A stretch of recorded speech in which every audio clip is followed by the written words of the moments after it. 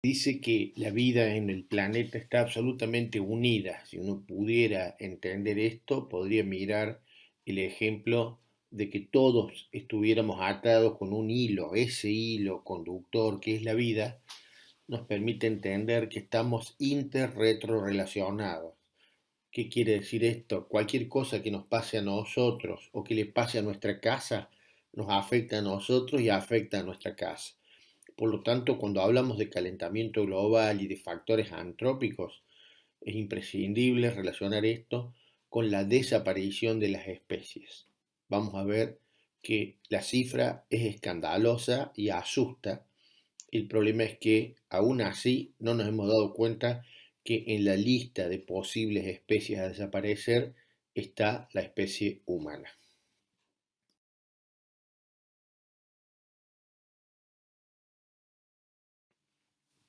¿Cómo variaría el calentamiento global de acuerdo al promedio? Tomemos esta imagen y podemos ver aquí una proyección al 2100.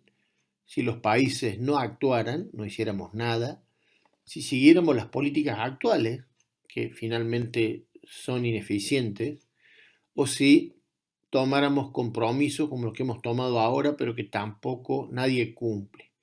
Finalmente, fíjense cómo ese now, ese ahora nos muestra que estamos en un punto de inflexión para tomar decisiones que luego pueden ser irreversibles de tomar más allá del 2030.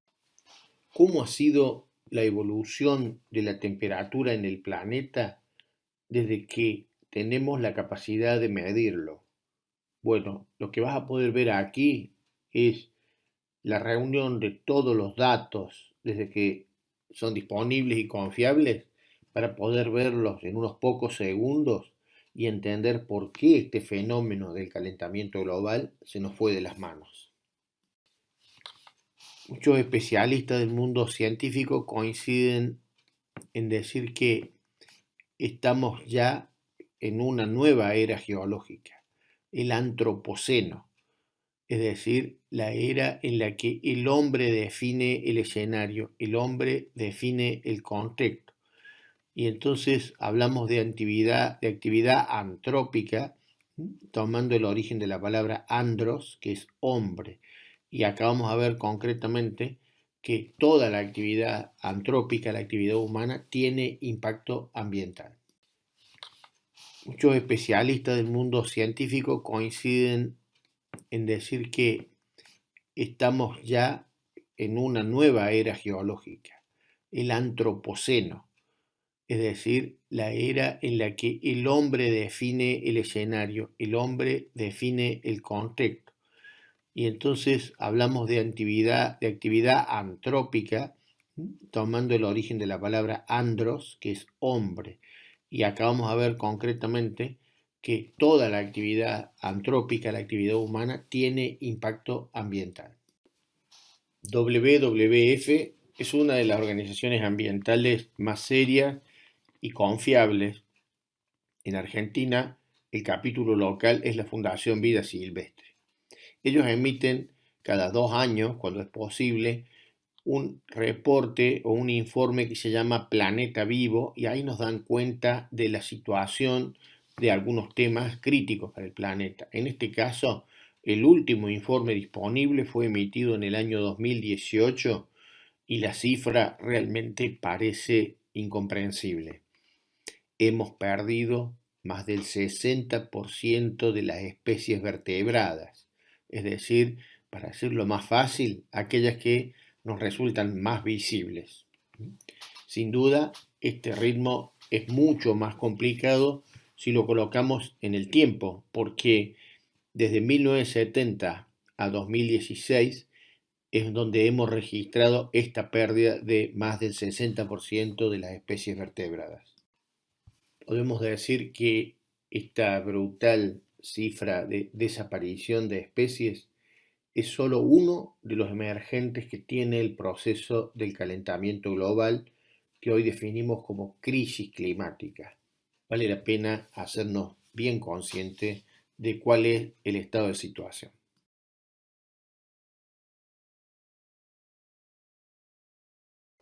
siguiendo con el concepto de que todos estamos unidos, formamos parte de una gran hilación de la vida, ¿cómo es la relación entre el calentamiento global, la crisis climática y la disponibilidad de agua dulce y la posibilidad de autorregulación del clima en nuestro planeta? Veamos cómo es. ¿Por qué el problema del cambio climático es especialmente significativo en nuestra profesión? Porque, como lo afirma John Kerry en la Feria de Milán en el año 2015, lo que empezamos a saber desde el punto de vista científico es que el cambio climático amenaza primordialmente, cuando uno dice primordial es primero, de manera más relevante, más significativa, a la seguridad alimentaria. Y ahí sí que tiene una absoluta relación con nuestro desempeño profesional. Hace mucho más de 30 años, los científicos empezaron a advertir acerca del cambio climático y nos decían también algunos rasgos que iba a tener. Uno de esos rasgos era la existencia en paralelo o la coexistencia de enormes sequías en algunas regiones y en otras con terribles inundaciones. Estas situaciones fuerzan a la gente a irse de los lugares donde habitualmente residía y donde obtenía el sustento para la vida, transformándose en migrantes muchas veces errantes. Si además somos conscientes de que la mayoría de la población del planeta vive en ciudades costeras, esto se hace todavía más grave porque en la medida en que se eleven el nivel de los océanos, lo primero que va a hacer es atacar a la gran mayoría de la población que vive sobre las costas de los 5 continentes. Cuando empezó a generalizarse el concepto de la huella ecológica, los dos primeros temas sobre los que se puso foco fueron la emisión de dióxido de carbono y el uso del agua. Vamos a ver en términos de emisión de dióxido de carbono cómo es nuestra realidad.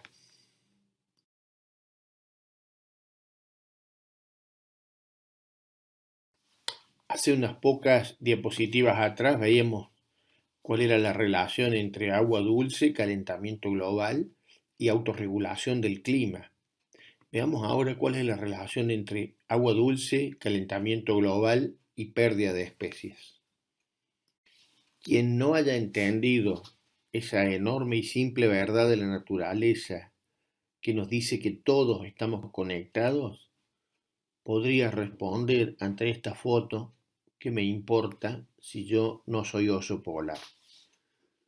Pero es importante relacionar que sobre lo que él está apoyado ahí, que constituye su casa, y está perdiendo su casa y con ello su alimentación, su posibilidad de reproducción y de vida, eso que constituye su casa es agua dulce. Cuando esa agua desaparece, empezamos también nuestro proceso de riesgo de desaparición.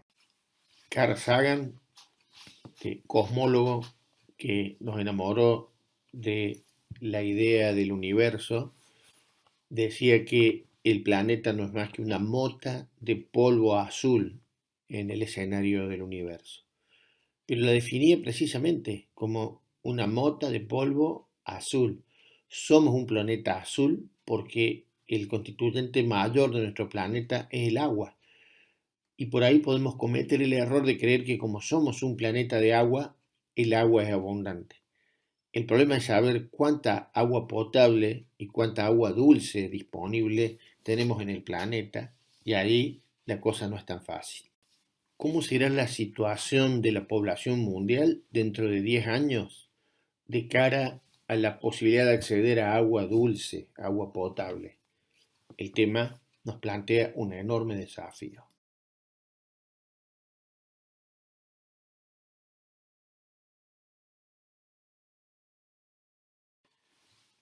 Hace unos años, John Allan, de la Universidad de Londres, propuso una fórmula para calcular cuánta agua se necesita para obtener un alimento o un producto pensando desde que se siembra hasta que está listo en una góndola para el consumo. A eso lo llamo agua virtual. Hubo discusiones acerca de la fórmula, pero lo cierto es que no hubo fórmulas superadoras, simplemente mejoraron la base de cálculo que había establecido John Allan. Por eso es importante ver en cosas concretas cuál es el agua virtual que demanda un producto para que esté disponible para nuestro consumo. Es posible que, depende de la fuente, uno encuentre una variación en la cifra acerca de la cantidad de agua que hace falta para tener un producto disponible para el consumo. Lo cierto es que la fórmula es un poco más compleja porque mide aguas dulces en términos de agua potable, agua de lluvia y aguas grises, que son el agua de residuo. Por lo tanto, depende de si considera las tres o no, la cifra puede variar. No obstante, nos dan una clara posibilidad de apreciar el impacto sobre el agua que tienen las producciones que están absolutamente relacionadas con nuestra profesión. Hemos mantenido esta cifra del 2010 solo porque se presenta como un número redondo, fácil de darse cuenta. Es un cuarto de minuto el tiempo que transcurre para que mueran un niño o una niña por alguna enfermedad como tifus, cólera, diarrea, que tienen que ver básicamente con un problema básico que la humanidad debiera haber resuelto. Que todos los seres humanos que habitan el planeta tengan acceso a agua segura. La terquedad, la testarudez, la cerrazón de la mente y del corazón humano han obligado a que organizaciones como UNICEF tengan que hacer este tipo de publicidades, este tipo de concientizaciones para que caigamos en la cuenta de qué significa la falta de acceso a un recurso tan primario como el agua segura.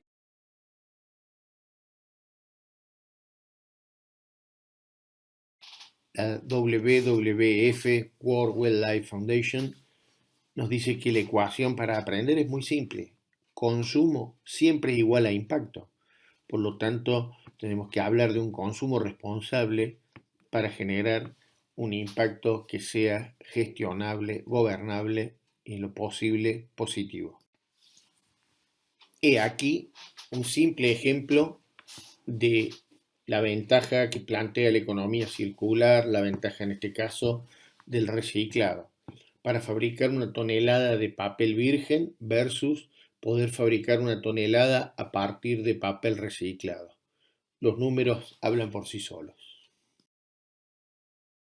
Lo que podemos apreciar en esta fotografía es simplemente el ejemplo de tantos miles de basurales a cielo abierto que aún mantenemos en la Argentina. Si todo lo que producimos como basura, entiéndase desde lo orgánico, lo más simple, lo más inofensivo, hasta productos incluso como desechos de patología compleja, tenemos que pensar en qué está ocurriendo, dónde está colocándose la basura que generamos, de qué manera se trata y de qué manera no se trata y por lo tanto afecta a la salud, entre otros a las capas de agua.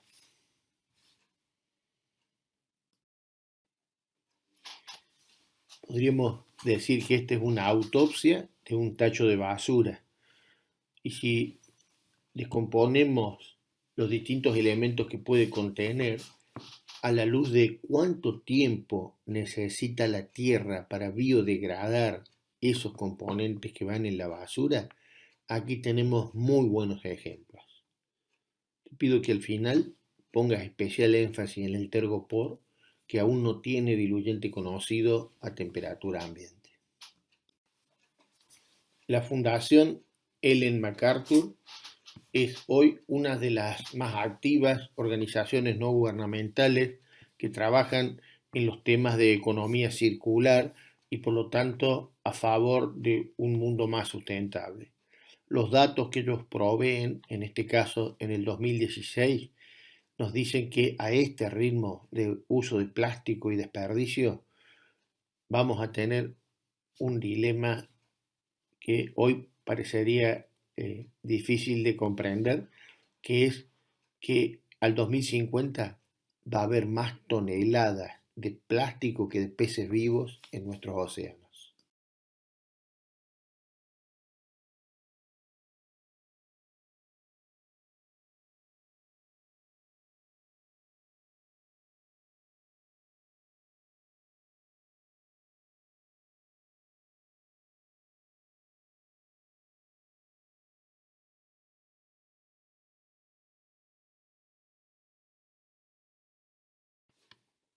Para encaminarnos realmente hacia un desarrollo sustentable, hemos visto hasta aquí muchas cosas tienen que cambiar, pero hay una que depende mucho de nosotros y de las cuestiones cotidianas, que es el tipo de consumo.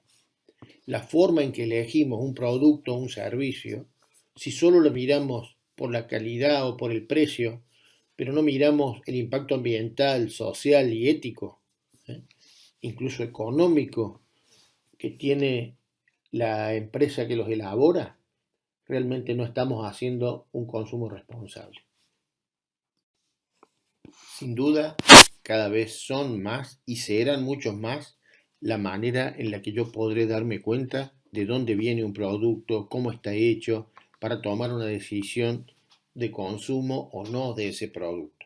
Pero ya hay muchos sellos que tienen que ver, por ejemplo, con pesca sustentable que no mata a los delfines, con café que viene de un trato digno con los productores agropecuarios del mundo, aceite de palma y soja con trazabilidad y responsabilidad social verificada, algodón verificado, madera, que tiene el sello FSC, Forest Stewardship Council, aquellos que van indicando la cantidad de huella de agua, la cantidad de dióxido de carbono que emitieron para producirse, aquellos productos como los de Natura Cosméticos que cuidan la floresta, como se dice, lo que sería el gran pulmón del mundo, en nuestro caso el Amazonas.